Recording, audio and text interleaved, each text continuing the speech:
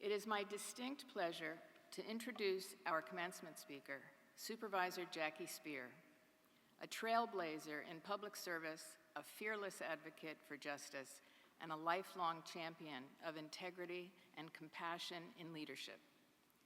Jackie has dedicated more than 4 decades to serving the people of San Mateo County, the state of California, and the United States. Her career began right here at the county level, where she first served on the San Mateo County Board of Supervisors. From there, she brought her vision and her voice to the California State Assembly, the State Senate, and ultimately to the United States Congress, where she served with distinction for nearly 15 years. Throughout her tenure, Supervisor Speier has never shied away from the most difficult conversations or the most pressing issues of our time. Whether advancing protections for survivors of sexual assault, holding powerful institutions accountable, or promoting transparency and equity in government, she has led with courage, tenacity, and heart. She was named one of Newsweek's 150 Fearless Women in the World and recognized by Politico as one of the 50 most influential members of the U.S. House of Representatives, an acknowledgement of her profound impact not only on policy, but on lives. Having come full circle, Jackie now serves again on the San Mateo County Board of Supervisors. Supervisor Speier continues to lead with purpose and an unwavering commitment to community. Please join me in welcoming an extraordinary public servant and a true model of leadership. Ladies and gentlemen, may I present Supervisor Jackie Speier.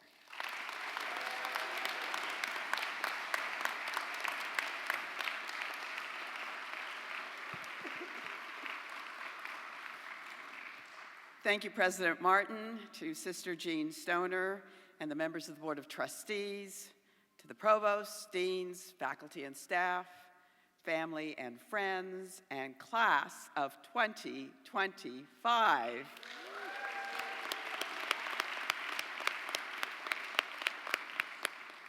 Well, you did it. Take a big, deep breath. Now I want you to do something. I want you to stand up and turn around and thank your family and friends for the emotional and financial support they have given you during this time.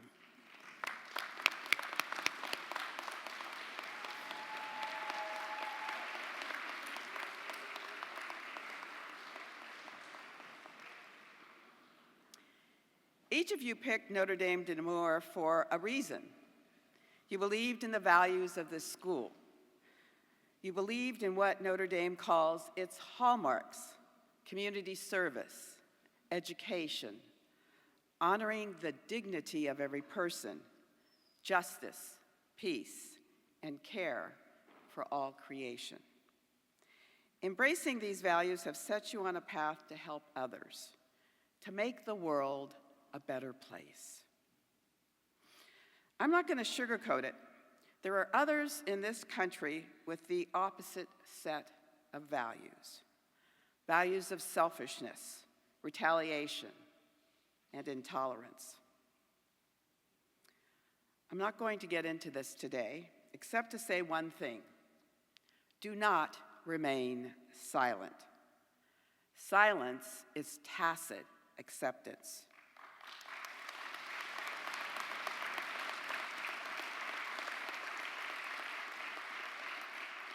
You have every right to be heard, to speak up, and to speak out. Each of you has the power to make a difference. One of my favorite quotations is from Margaret Mead, who said, "Never doubt that a small group of thoughtful, committed citizens can change the world. Indeed, it's the only thing that ever has." That's you, each of you. I'm confident that each of you will contribute to making the world a better place. Find your own way to have an impact in your field. Be curious, be open to surprises, and embrace opportunities.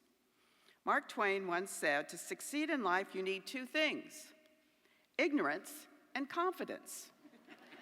In other words, ask questions, be hungry to learn. It's a lifetime calling, and listen hard.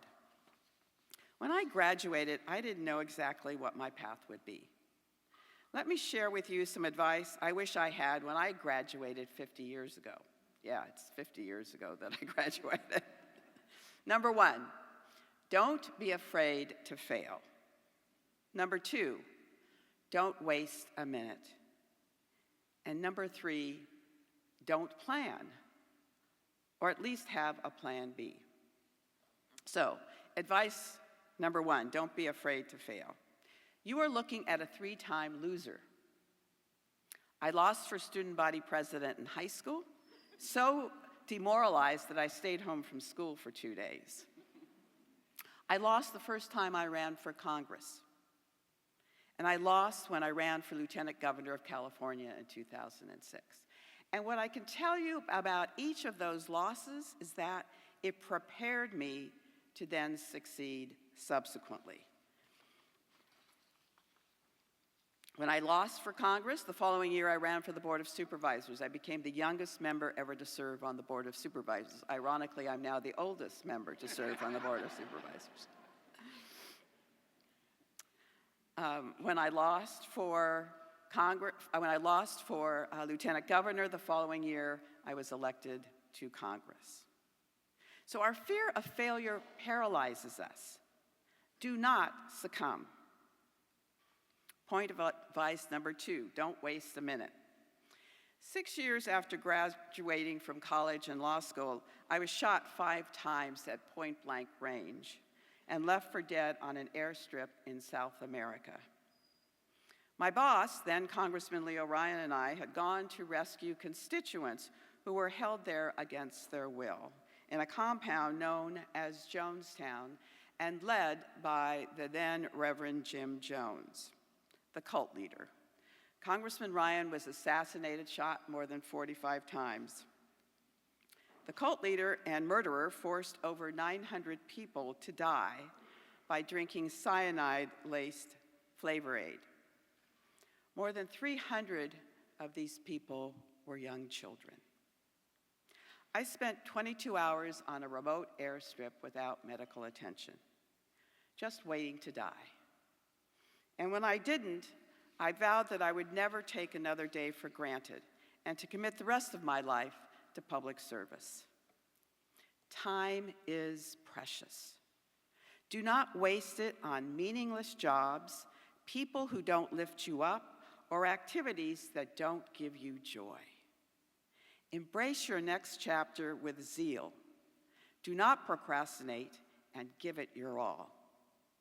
Advice number 3, don't plan. Okay, your families will never let you get away with that one. So, more realistically, have a plan B. Again, here's an example about why that's so important. You know, after getting shot 5 times and being left for dead, I thought, well, everyone gets their fair share of grief in life. Mine just came early. I was 28 at the time. What I learned is there's no such thing as a fair amount of grief. 16 years after Guyana, when I was serving in the California legislature, I was pregnant with our second child. And it was such a precious pregnancy because I had lost 2 pregnancies before. On a rainy day on my way to the state capitol, I received a phone call from my assistant telling me that my husband had been in a car accident. I raced back to Mills Hospital. He was brain dead, and I had to make the decision to pull the plug. I lost the love of my life. I didn't know how to go on. Suddenly, I was a widow. I had a 5.5-year-old son. I was pregnant with a second child, and I was 3 months away from personal bankruptcy. All my plans had vaporized. Relying on what I call my 3 F's, faith, family, and friends. It was hard. 6 months after my husband was killed, I gave birth to our beautiful daughter. One of my high school friends helped save me from personal bankruptcy. Actually, She's in the audience today, here to celebrate with her niece. So thank you, Kathleen Wentworth, and congratulations to Alex Wentworth-Lucy, who's getting her master's in special education.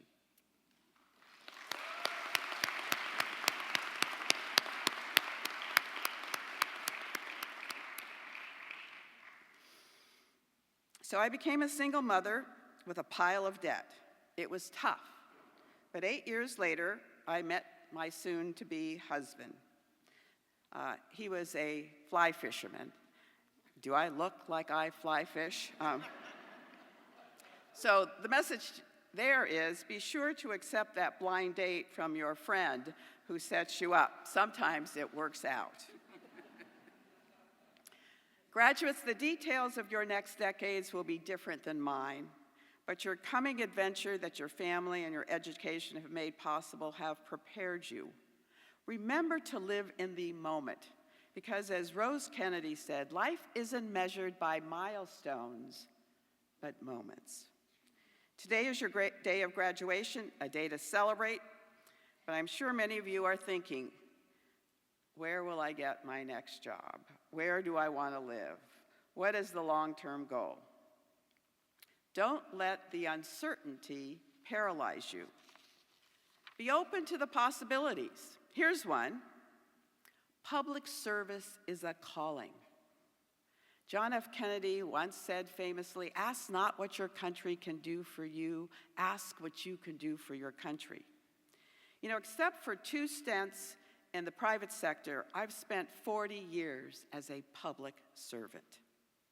For me, there was a difference of helping the stock of a company go up versus helping a veteran get their disability benefits, or helping a homeless person rebuild their lives.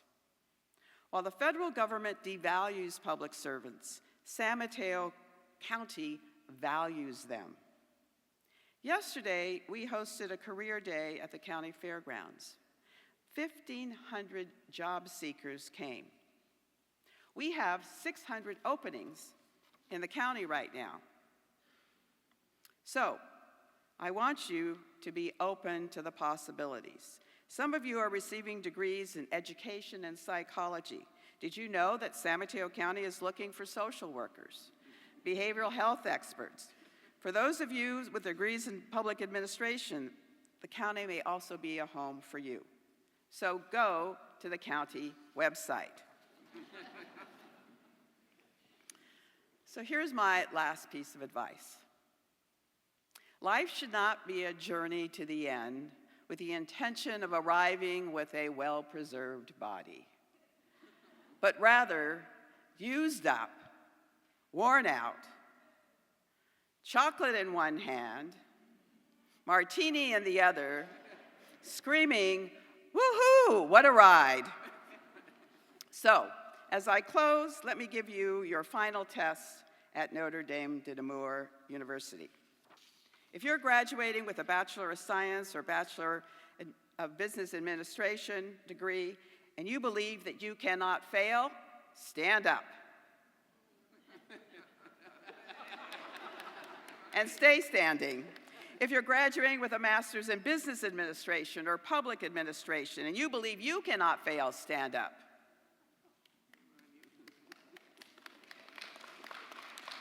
If you're graduating with a Master's in Technology Management or Science and Engineering, and you know you cannot fail, stand up. Why aren't you standing up? If you're graduating with a Master's in Educational Therapy, Teaching ESL, or Clinical Psychology, and you believe you cannot fail, please stand up.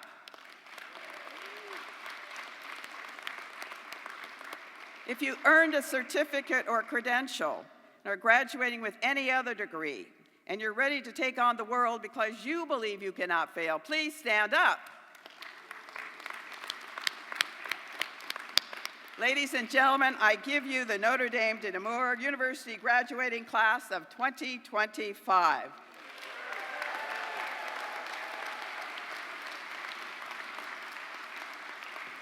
Congratulations.